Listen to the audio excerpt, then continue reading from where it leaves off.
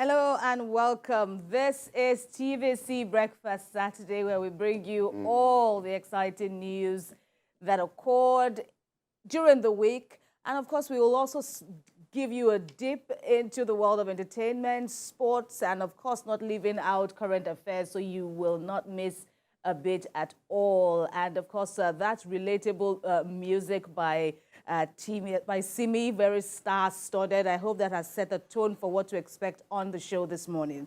I am Kemi Fola Adeyemo with the two Emmanuels, Emmanuel Akidubua and Emmanuel Ajayi. Emmanuel Ajayi. We missed you last week. Yeah, Take that from I was a bit under the weather, but I'm back and better now. And good to see you. And good to be here as always. Wonderful music to start the show. Absolutely. A lot of talking points from that music. Oh, really? Owambe by Simi. You could see the money spenders are there, the food eaters are there, the gate crasher.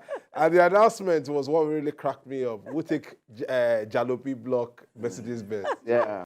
It tells you about the class and everything that goes into parties. The Owambes that we have. And one thing that you need to know about the Owambes that we have in the country, that when you have your Ankara, definitely they used to say... there was a trending video during the week where reportedly a 70-year-old grandma who was celebrating her 70th actually called out guests that if you're not wearing my clothes, please leave my party. Raining curses.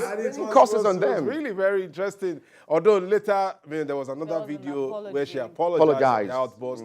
But it tells you the lot of efforts that go into organizing parties in this part of the world, where it's not just about the goodwill or the felicitation. For many, it's a statement that, yes, if you come for my party, I will come for you. And also, it's an avenue for those organizers to also make some cash. That you saw that woman there raising that cause on them, saying that even in Yoruba they used to tell you that if you don't wear Ankara, you will just semo.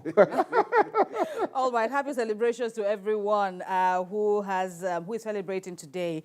In the meantime, let's bring you some information on what's trending this morning, and we begin with the update on the death of Ilario Lualoba, also known as Mohbad, where we now gather from the police that an auxiliary nurse, Feishayo Ogedengbe, has been identified by the Lagos State Police Command as the prime suspect.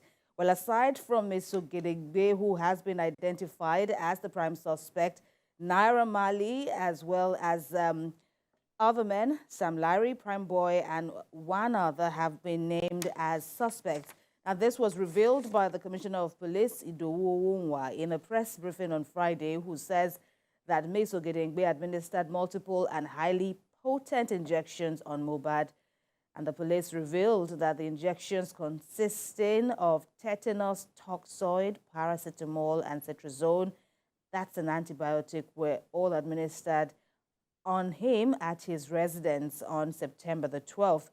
And the medications were said to have triggered an immediate reaction, including vomiting, goosebumps, and convulsion. Well, it's a very sad situation.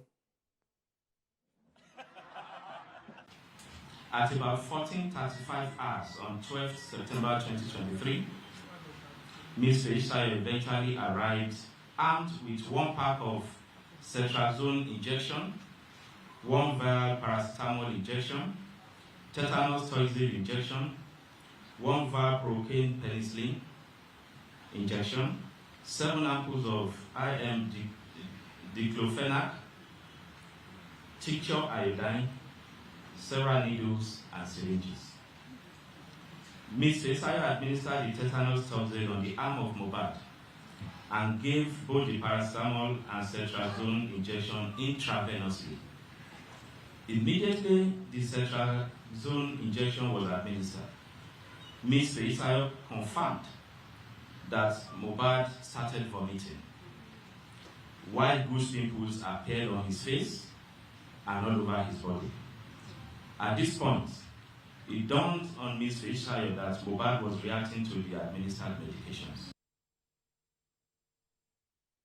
All right, gentlemen, there seems to be some form of breakthrough in about the 2-week-long investigation carried out by the police following the death of Mohbad. What do you think, Emmanuel?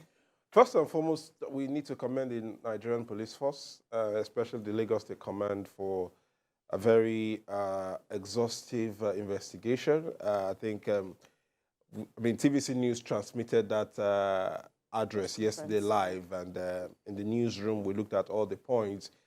Indicting the nurse, calling out Prime Boy for his role in what eventually led to his death, and also indicting Naira Marley and Sami Larry for alleged assault on the young man. But the concern for many is that because the police did mention the drugs that were administered on the late Mohbad by the nurse.